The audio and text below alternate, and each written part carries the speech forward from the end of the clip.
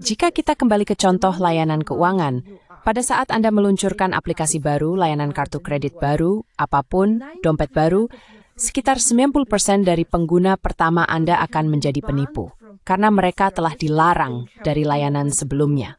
Mereka tidak punya tempat lain untuk pergi.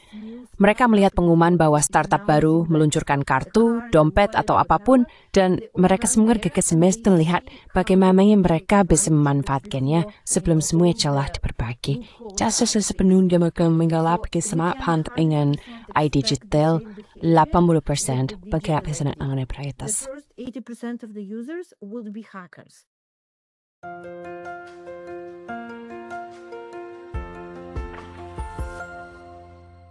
Hello everybody, this is Pascal from Neutrality Studies. Halo semuanya, saya Pascal Lotas dari Neutrality Studies, dan hari ini saya berbicara dengan Yana Afanasieva, seorang ahli dalam regulasi keuangan, fintech, dan privasi data.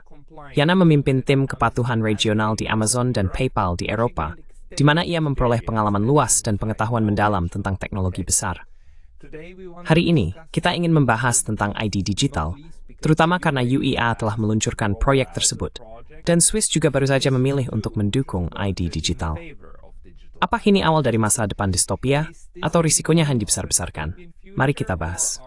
Yana, selamat datang di kanal ini. Let's discuss. Yana, welcome to the channel. Thank you for having me. Terima kasih telah mengundang saya. Jadi, ya saya pikir sudah jelas bahwa identitas digital akan hadir dan akan tetap ada. Dan saya merasa, seperti halnya banyak proyek dan inisiatif lainnya, tantangannya ada pada detailnya. Jadi pertama-tama saya ingin menjelaskan apa yang biasanya diusulkan di Swiss, di Uni Eropa, dan juga di Inggris.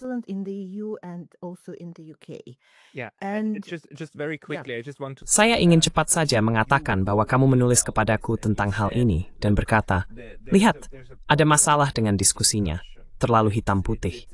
Entah ini sangat buruk atau akan luar biasa dan membuat segalanya lebih mudah. Padahal, ada lebih banyak nuansa di dalamnya. Jadi, disitulah kamu ingin membahas apa yang telah kamu kerjakan selama beberapa tahun terakhir di bidang teknologi besar, bukan?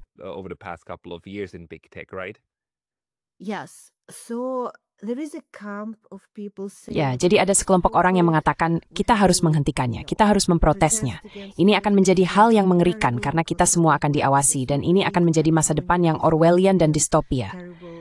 Lalu ada juga orang-orang yang mengatakan ini praktis, ini masa depan, kita ingin menyingkirkan kertas. Ini akan luar biasa, data akan disimpan di ponselmu. Jadi semuanya baik-baik saja, tidak ada yang perlu dikhawatirkan. Dan seperti biasa, kedua pandangan ekstrem itu tidak memberi kita gambaran yang utuh, bisa dibilang begitu. Jadi mungkin mari kita mulai dengan anggapan bahwa jika data disimpan di ponselmu, maka itu aman.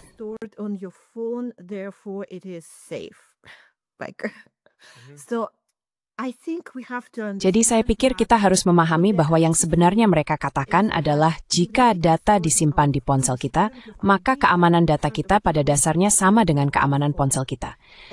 Dan kita tahu bahwa pertama-tama banyak orang agak ceroboh dalam memilih kata sandi dan dalam menjaga keamanan ponsel mereka. Kedua, ada sistem operasi, produsen perangkat, dan aplikasi lain di ponsel kita.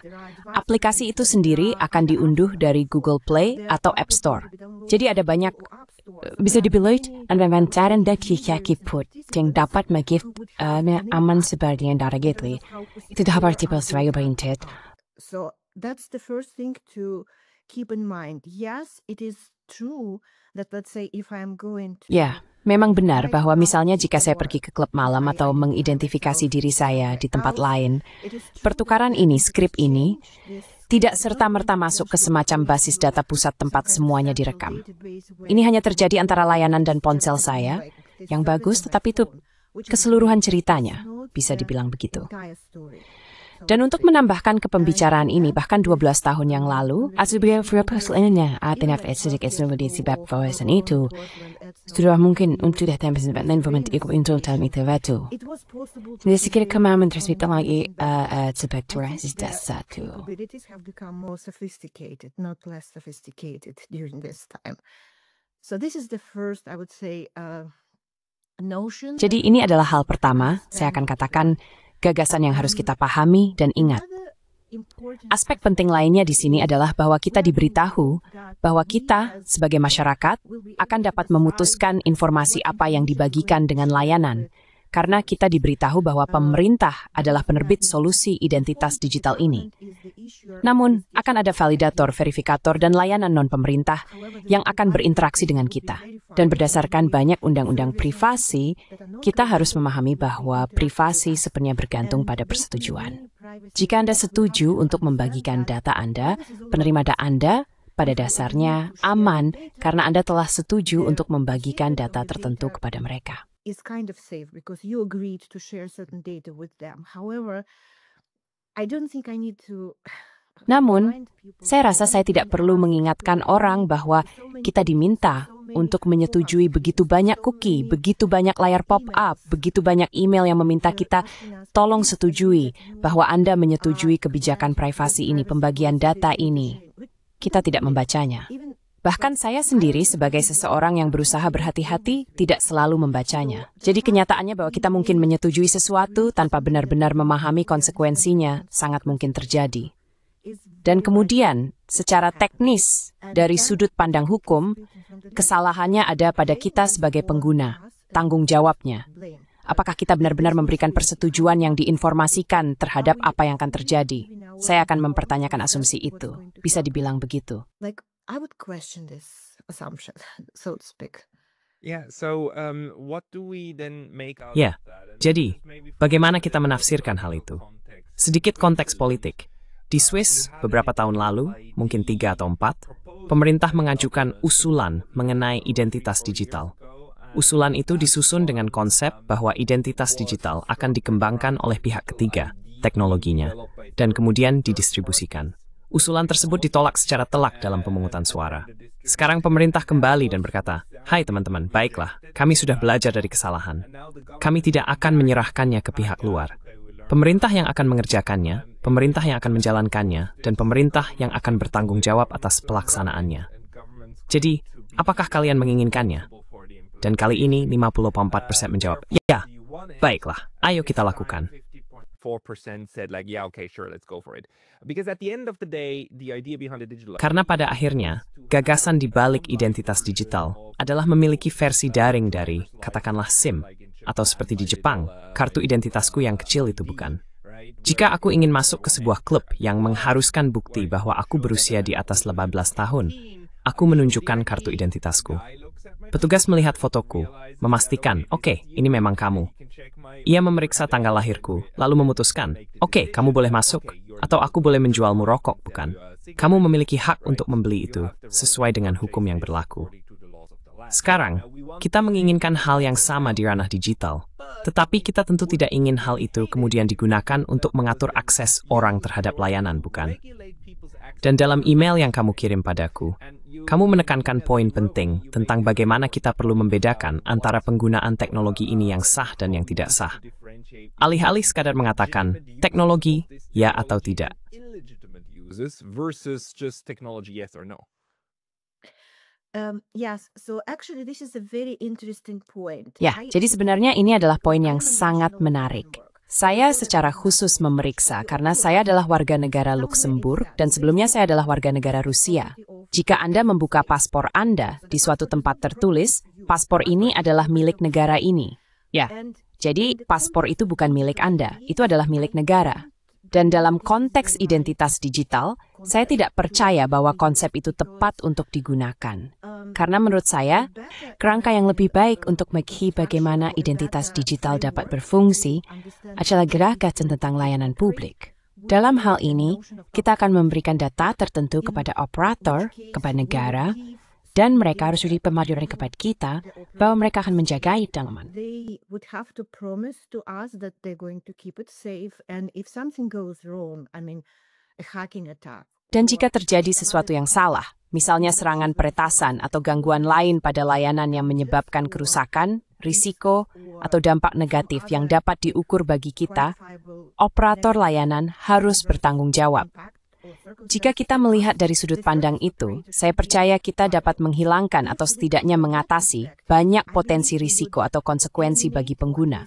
Kita akan menempatkan tanggung jawab pada operator layanan yang saya asumsikan merupakan pemerintah untuk menjaga keamanan data kita, tidak membagikannya secara berlebihan, serta memperkenalkan peringatan atau perlindungan tertentu tentang siapa yang dapat menjadi validator atau verifikator, bagaimana aplikasi akan dijalankan, dan apa tanggung jawab dari berbagai penyedia yang terintegrasi dalam layanan tersebut.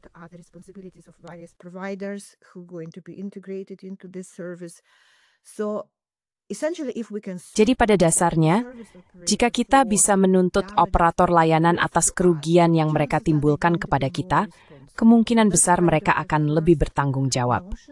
Itulah gagasan pertama yang menurut saya penting untuk dipahami. Saat ini hal itu sama sekali belum dibahas, bahkan tidak ada rancangan perjanjian layanan yang bisa dibaca dan dipahami. Seberapa andal layanan tersebut? Apa yang terjadi jika layanan tidak tersedia? Kan mereka bisa menolak akses Asia Koto. Dan apa yang terjadi jika akses ditolak? Seberapa cepat mereka harus merespons dan memperbaiki yang salah?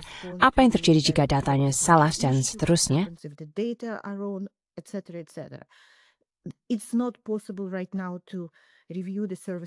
Saat ini tidak memungkinkan untuk meninjau perjanjian layanan guna menilai seberapa terlindungi sebenarnya data atau hak-hak kita.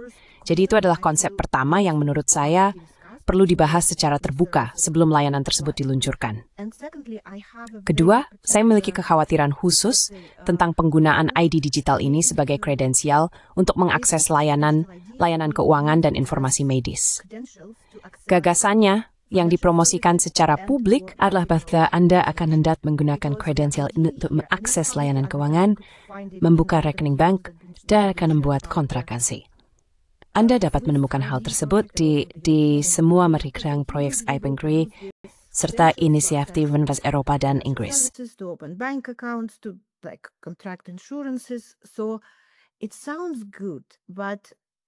Jadi kedengarannya bagus, tetapi saya merasa bahwa karena ada begitu banyak risiko yang dapat muncul jika akses terhadap informasi keuangan atau medis Anda disusupi, jika seseorang meretas data Anda, bahkan jika Anda telah ceroboh, kita tetap harus, setidaknya pada tahap awal, melarang kredensial ini digunakan oleh penyedia layanan atau bahkan oleh individu untuk mengakses informasi medis dan keuangan.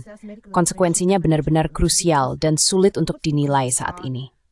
Dari situlah melakukan kekhawatiran saya, dan disitulah saya akan menempatkan langkah kepekaman.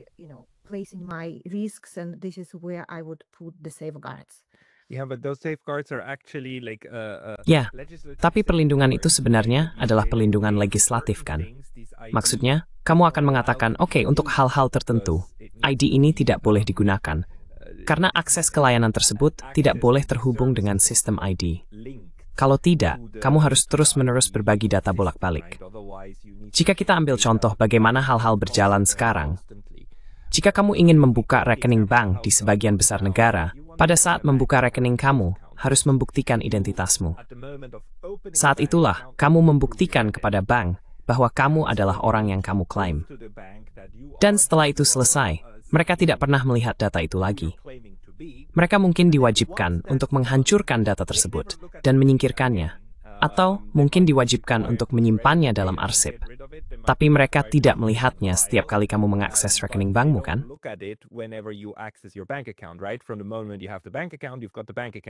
Sejak saat Anda memiliki rekening bank, Anda sudah memiliki rekening itu, dan Anda masuk melalui sistem perbankan, melalui sistem bank, bukan? Lalu layanan tersebut tersedia bagi Anda.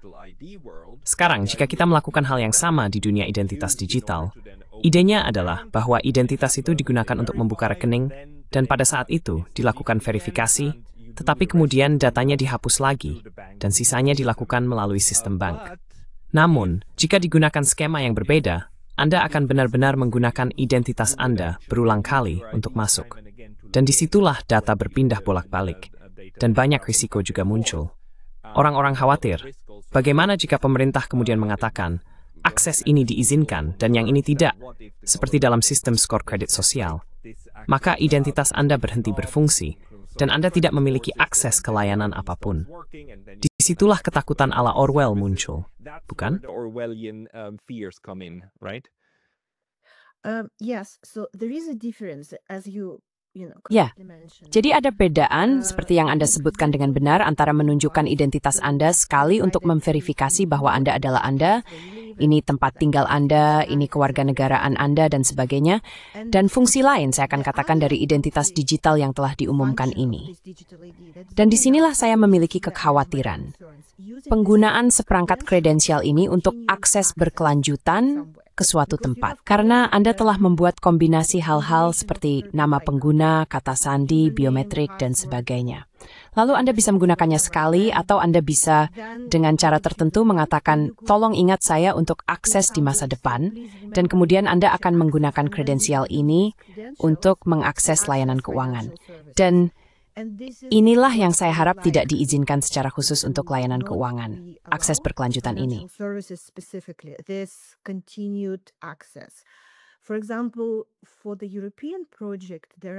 Sebagai contoh, dalam proyek Eropa, beberapa peneliti keamanan meninjau arsitektur keamanan dari struktur UA yang diusulkan dan mereka mengemukakan kekhawatiran yang signifikan. Mereka mengatakan bahwa kredensial ini tidak akan bersifat anonim, sehingga memungkinkan untuk mengaitkan nama Anda dengan kredensial tersebut. Dan jika kembali ke apa yang telah kita bahas sebelumnya, kita sepakat bahwa banyak orang tidak terlalu berhati-hati, mereka menggunakan ulang kata sandi, mungkin ke konsumsi mereka atau pun kasusnya, maka membuat kesalahan atau satu set kredensial lain yang sah, tetapi dimiliki atau dikendalikan oleh pelaku jahat, dapat menyebabkan login berulang, pelanggaran, kebocoran, sebagainya.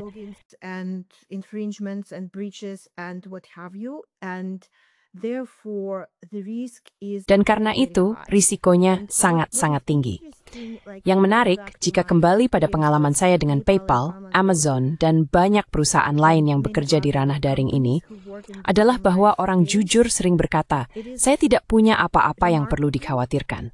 Saya tidak punya apa-apa yang perlu disembunyikan. Saya juga tidak punya banyak uang, atau semacamnya. Jadi orang-orang tidak keberatan membagikan informasi mereka.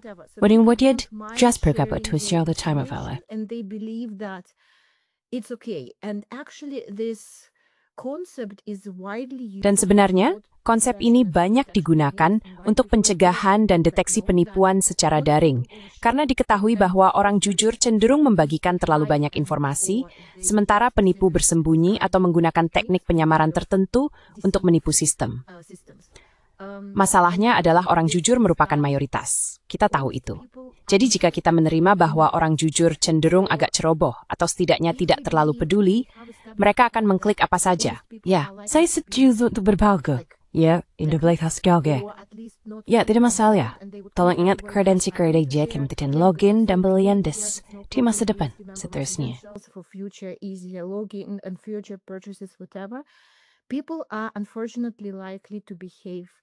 Sayangnya, orang memang cenderung berperilaku seperti itu.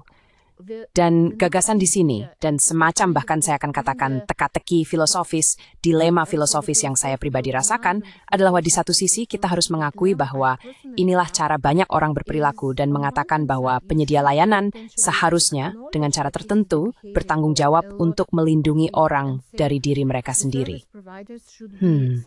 Tapi di sisi lain, kita natakan bahwa kita terbaik begini peso, tidak memberitahu, tidak apa yang boleh atau tidak boleh mereka lakukan. Dan jika seseorang memutuskan bahwa itulah perilakunya, tidak ada yang kita lakukan.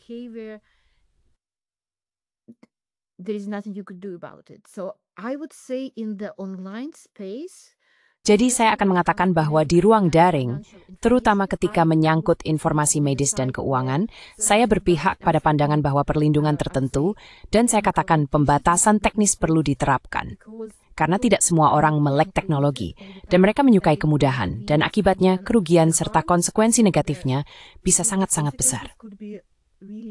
Ini juga merupakan praktik yang telah diterapkan oleh semua perusahaan teknologi besar selama bertahun-tahun, karena sebagian besar orang memang baik, tetapi mereka yang jahat bisa benar-benar berbahaya.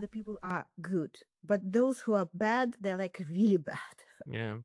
Yeah, because the risk is of course that Ya, karena risikonya tentu saja adalah jika pihak ketiga mendapatkan informasi ini dan kemudian mulai memperolehnya dari orang lain, memasukkannya ke dalam basis data, menjualnya, lalu orang-orang mulai membuka rekening bank atas nama Anda yang menjadi tanggung jawab Anda.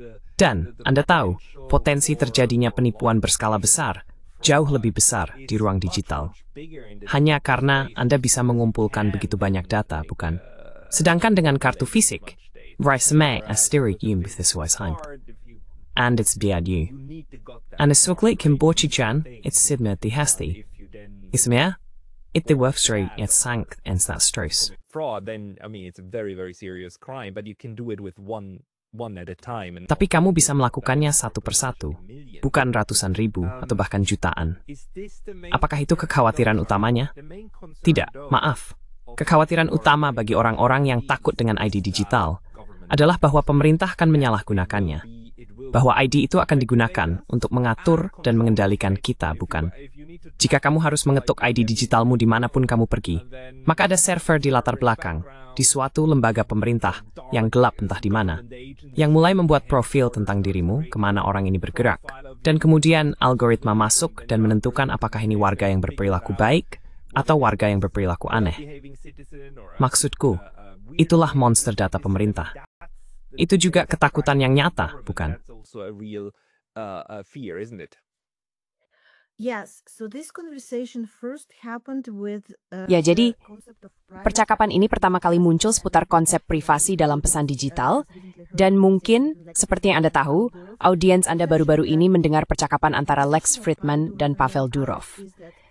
Pada dasarnya, posisi Pavel Durov dan banyak orang lainnya adalah bahwa jika Anda mengizinkan adanya pintu belakang bagi pemerintah untuk mengakses hal-hal tertentu dalam sejumlah kasus terbatas, misalnya, untuk melindungi anak Anda membesar bahwa pada akhirnya pintu belakang ini akan digunakan untuk tujuan dan niat lain yang tidak selalu bisa dibilang semulia melindungi anak-anak. Hal yang sama juga berlaku untuk ID digital. Saat ini, hal itu dipresentasikan sebagai Anda akan memiliki aplikasi di ponsel Anda, dan apapun bentuk pertukaran yang terjadi, skrip apapun yang dijalankan antara orang-orang yang mencoba memverifikasi Anda, data and tetap days for to say. Is on your phone. However, people need to understand that there are app stores. Orang-orang perlu memahami bahwa ada toko aplikasi yang dapat mendorong pembaruan ke aplikasi Anda kapan saja. Dan ada pembaruan wajib yang berjalan setiap hari. Jadi pada dasarnya Anda bisa memperbarui aplikasi dan mengirimkan pembaruan sendiri ke semua ponsel. Dan itu akan menjadi wajib. Jika tidak, Anda tidak bisa menggunakan aplikasi Anda, atau fitur-fitur baru tertentu tidak akan tersedia, atau apapun alasannya. Jadi begitu aplikasi ini terpasang, Anda memiliki sangat sedikit kendali atas bagaimana itu diperbarui atau dikembangkan, dan seterusnya. Dan memang benar bahwa dalam beberapa kasus, misalnya ada pandemi baru, atau ancaman militer, atau hanya kekacauan umum di dunia saat ini, hal-hal bisa berubah dengan cepat. The world is wild these days. The government could easily decide that Pemerintah bisa saja dengan mudah memutuskan bahwa semua orang harus menerima informasi tertentu, atau semua orang harus melakukan ini, atau mengakui hal itu.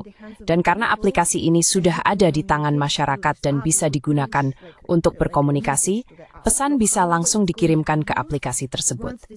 Jadi bagaimanapun teknologi ini akan digunakan, begitu tersedia, sangat sulit untuk diprediksi. Pendapat saya adalah bahwa semua pesan dan kekhawatiran terkait privasi ini, kita tidak bisa sepenuhnya menghindarinya, karena pemerintah akan menemukan cara untuk melakukannya. Namun, jika kita setidaknya melindungi informasi keuangan dan catatan medis, kita akan memiliki perlindungan terhadap data yang paling sensitif, yang memiliki konsekuensi terbesar.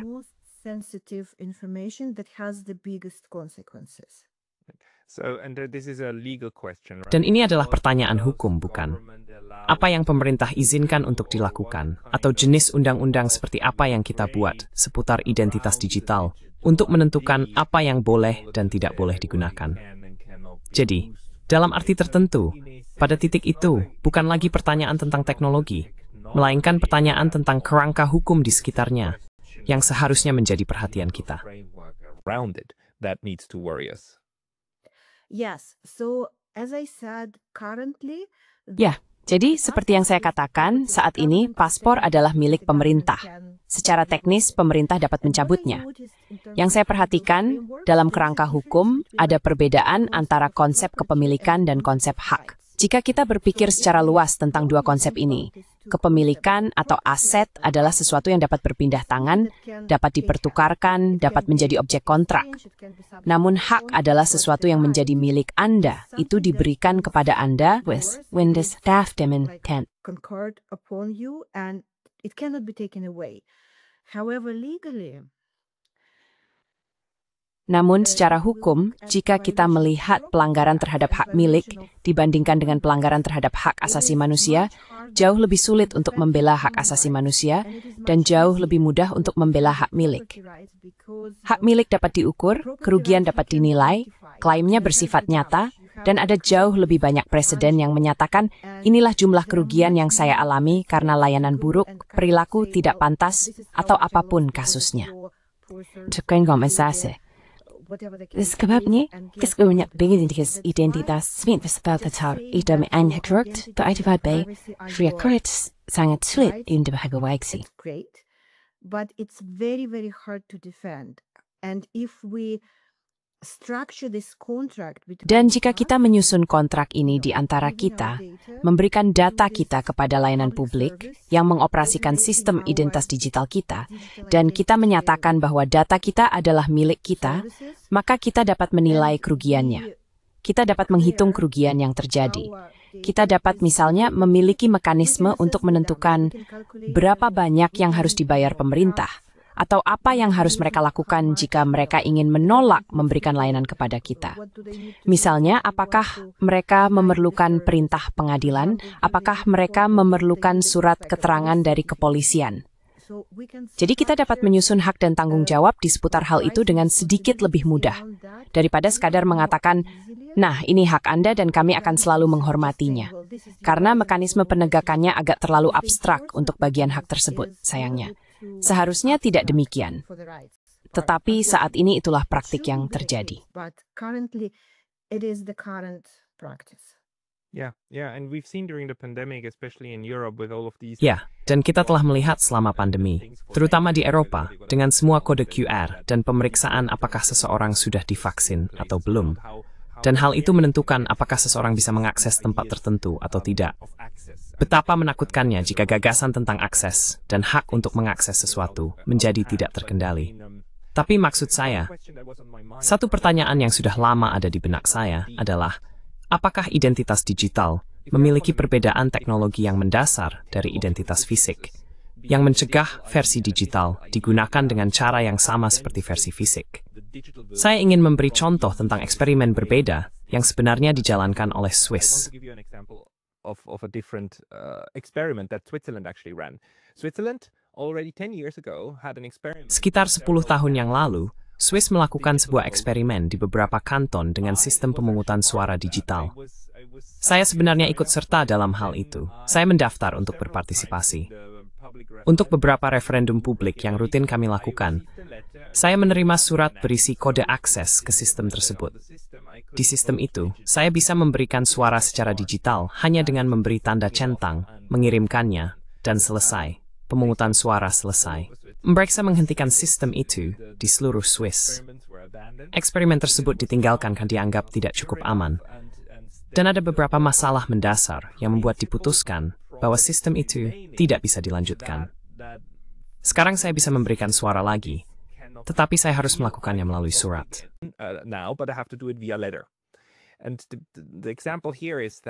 Dan contohnya di sini adalah bahwa ketika Anda memberikan suara, Anda perlu menyelesaikan sesuatu yang tampak mustahil.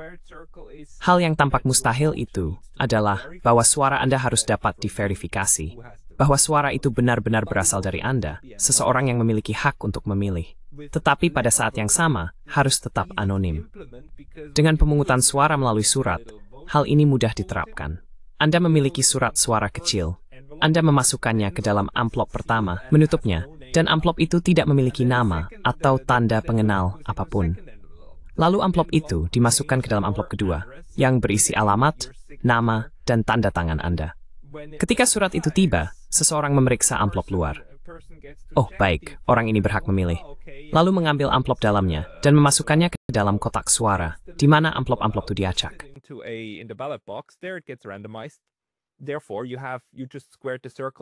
Jadi, Anda baru saja berhasil melakukan hal yang dianggap mustahil. Sekarang sistemnya bersifat anonim, sekaligus terverifikasi. Di dunia digital, saya diberitahu bahwa hal ini tidak mungkin, karena selalu ada jejak digital yang tertinggal. Server perlu memverifikasi dari mana data berasal, sehingga Anda tidak bisa memiliki suara anonim yang tiba-tiba muncul di akhir hari dalam sistem penghitungan. Akan selalu ada risiko bahwa seseorang dapat melacak bagaimana sistem itu bekerja, atau risiko sebaliknya, bahwa Anda kehilangan jejak apakah itu suara ya atau tidak, dan Anda tidak bisa lagi memverifikasinya. Begitulah cara hal ini dijelaskan kepada saya. Apakah ada masalah serupa dengan ID, di mana ada persoalan mendasar di dunia digital yang bekerja secara berbeda dibandingkan dengan dunia fisik?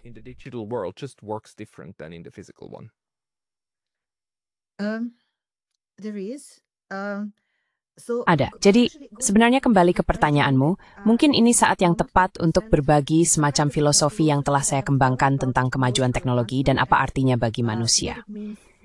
Jika kita melihat evolusi teknologi, selalu terjadi bahwa begitu teknologi menciptakan jalan pintas, misalnya kita memiliki mobil, kita memiliki mesin, itu berarti kita tidak perlu lagi seaktif secara fisik.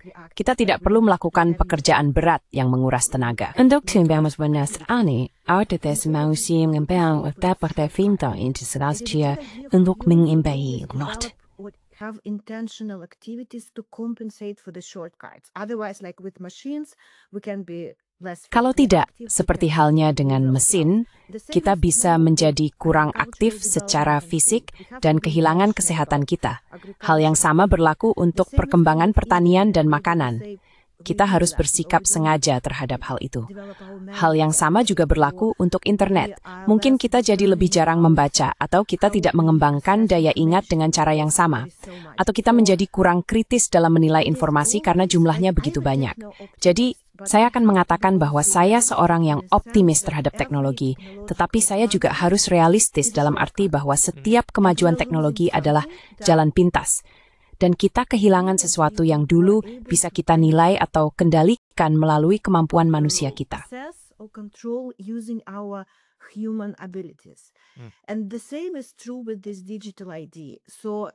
Dan hal yang sama berlaku untuk ID digital ini.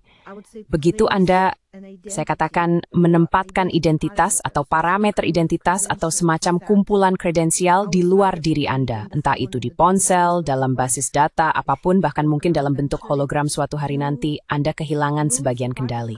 Menurut saya, hal itu berarti kita harus menjadi sangat atau setidaknya lebih waspada terhadap bagaimana kita membagikan informasi dan dengan siapa kita berinteraksi dibanding sebelumnya.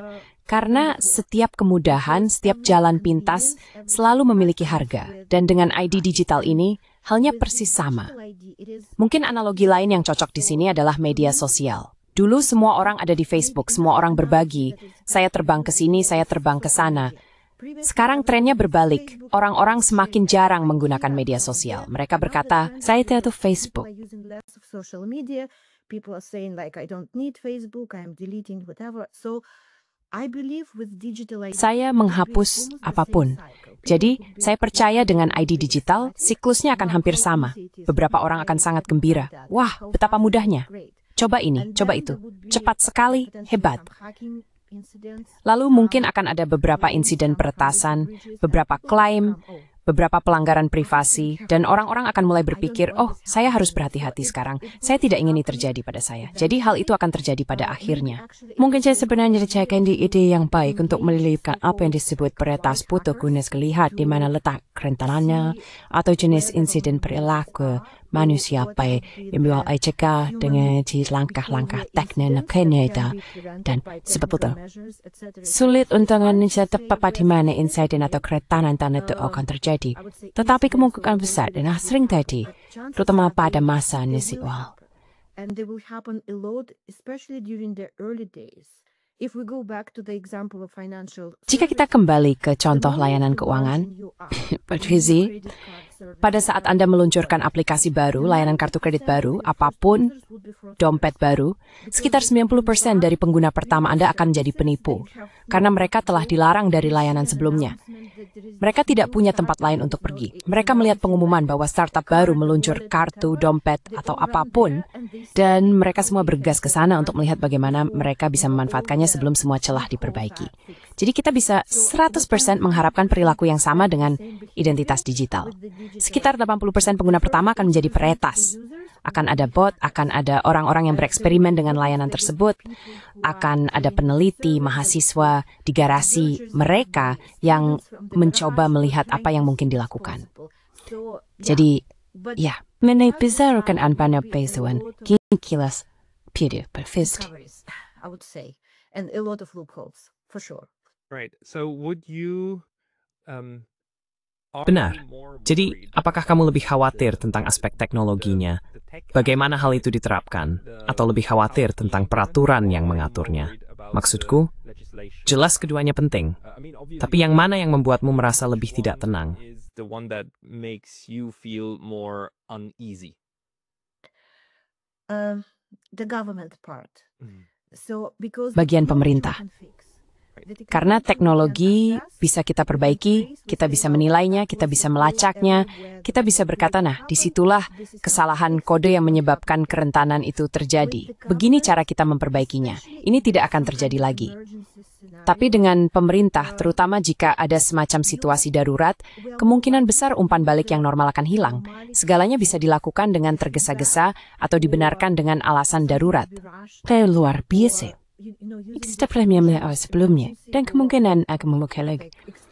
Seperti di sebelah lelaki kehormati. And likely we'll see it. So that's where my main concerns are. And this is precisely why I'm saying. Dan inilah tepatnya alasan saya mengatakan bahwa catatan medis dan layanan keuangan harus seperti tembok Cina, sepenuhnya terpisah dari yang lain. Kita bisa bereksperimen dengan cara kita masuk ke klub malam, atau dengan mengemudi, atau dengan hal-hal lain. Karena ya, jika fakta-fakta itu diketahui oleh pemerintah atau oleh seluruh dunia, mungkin Anda tidak ingin mereka tahu kemana Anda pergi atau di mana Anda menghabiskan uang, tetapi setidaknya hal itu tidak sepenting inisiatif atau keuangan dan uang. Itu yang certain magnitude di sejarah waktu. I would, position myself for the time being. Yeah, and would you? I mean, my gut feeling is that there should Ya, be. dan apakah kamu akan, maksudku, perasaan intuitifku adalah bahwa seharusnya, karena kita sudah membicarakan tentang hak dan kepemilikan, jika kita menjadikan ID digital sebagai hak seseorang, maka hak itu harus selalu ada. Jadi, jika haknya adalah untuk memiliki ID digital tersebut, maka, kamu tahu, melakukan kejahatan seharusnya bukan alasan bagi pemerintah untuk tiba-tiba berkata, saya akan membatalkannya untukmu, atau, sekarang kamu tidak bisa menggunakannya lagi, atau, sekarang mobilmu tidak bisa dinyalakan karena kami memutuskan begitu, hanya karena kamu sedang dihukum, kan? Jadi maksudku, hal-hal seperti itu perlu diatur di tingkat legislatif, kan? Bahwa ID tidak boleh dikaitkan dengan berbagai tingkat kemampuan orang di masyarakat. Abilities of people in society. Yes. So coming back. Jadi kembali lagi, saya tidak tahu apakah hal ini perlu diatur dalam undang-undang atau cukup dalam bentuk perjanjian layanan ketika platform ini ditawarkan. Dan mungkin perlu ada perdebatan di tingkat parlemen atau mungkin di tingkat kementerian yang berwenang, di mana para ahli dapat mengatakan, inilah yang harus dilakukan jika layanan Anda ditolak. Inilah yang harus dilakukan jika kami melakukan pemeliharaan rutin. Inilah yang harus dilakukan jika, entahlah, seseorang meninggalkan negara dan tidak lagi menjadi penduduk. Jadi ada banyak nuansa yang perlu dibahas. Namun, saya pasti akan berpihak pada kelompok orang yang mengatakan bahwa transparansi dan peringatan dini, terutama dalam hal penolakan layanan, setidaknya merupakan langkah pengamanan yang baik, mekanisme yang baik untuk memberitahu seseorang tentang apa yang akan terjadi. inform the person this is what is about to happen if this is like if you leave the country, if you're in prison. Kalau ini seperti misalnya kamu meninggalkan negara, kamu dipenjara, atau kamu melakukan kejahatan, apapun kasusnya. Mungkin contoh menarik yang bisa dijadikan inspirasi adalah sistem kredit sosial di Tiongkok, karena kita di Eropa sering mendengarnya. Sebelum saya menelitinya, saya menganggapnya sebagai sesuatu yang benar-benar seperti dalam novel Orwell, di mana kamu diawasi sepanjang waktu, pemerintah tahu segalanya tentangmu, dan ada pekat pengenalan wajah di Tito Dut, tanpa tempat untuk bersembunyi. Itu adalah pemahaman saya yang telur informasi. Tapi yang baru-baru ini saya temukan adalah pemerintah Tiongkok sebenarnya tidak memiliki sistem kredit sosial sama sekali. Bahkan ketika saya bertanya kepada beberapa orang Tiongkok, mereka berkata, serius, kita punya. Di mana?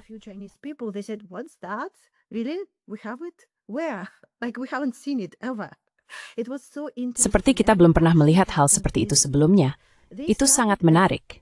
Yang sebenarnya terjadi adalah mereka memulai dengan sistem yang kita miliki di Eropa, yang disebut sistem kredit, semacam sistem penilaian atau penagihan utang, seperti yang kita miliki di Swiss dan banyak negara lain, yang sebenarnya bukan hal yang luar biasa. Itu hanya sebuah basis data berisi orang-orang yang memiliki tunggakan atau masalah pembayaran. Lalu pemerintah Tiongkok menambahkan beberapa basis data lainnya. Misalnya, jika seseorang dituduh melakukan korupsi, ada basis data tentang persidangan dan keputusan pengadilan kasus korupsi, dan jika seseorang termasuk di dalamnya, maka ia tidak dapat ikut serta dalam tender pemerintah. Dan ada juga orang-orang tertentu yang mungkin dituduh melakukan kejahatan lain dan mereka tidak dapat mengakses layanan tertentu. Jadi, itu boleh berbasis data dan selain terhubung.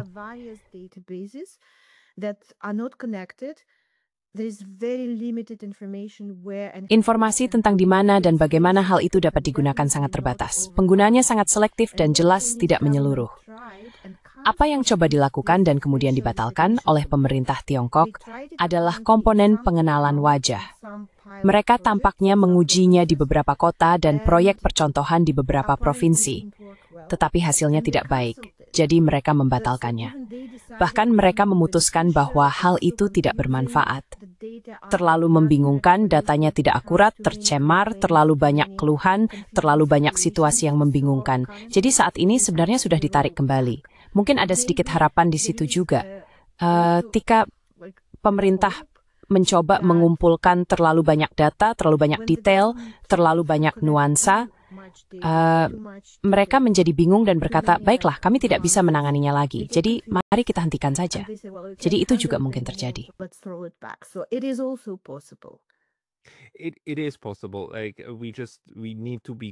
Itu mungkin saja.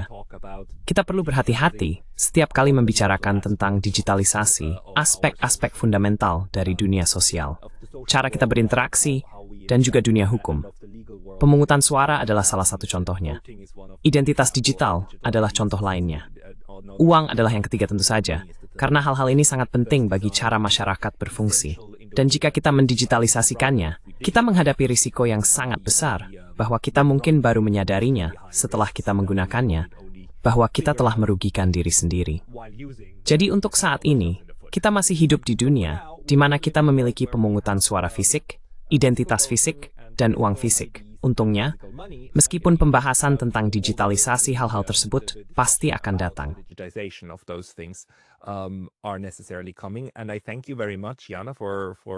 Dan terima kasih banyak Yana, karena telah benar-benar menjelaskan dan memaparkan sedikit tentang hal-hal yang perlu kita fokuskan. Bagi orang-orang yang ingin mengikuti atau mengetahui lebih banyak tentang dirimu, kamu bilang tempat terbaik adalah LinkedIn. Sebenarnya ya, karena sebagian besar saya bekerja dengan bisnis, jadi LinkedIn adalah platform utama saya. Tapi saya juga aktif di X. Baiklah, saya akan mencantumkan keduanya di deskripsi video ini. Dan Yana Afanasieva, terima kasih banyak atas waktumu hari ini. Terima kasih, Pascal. Thank you, Pascal.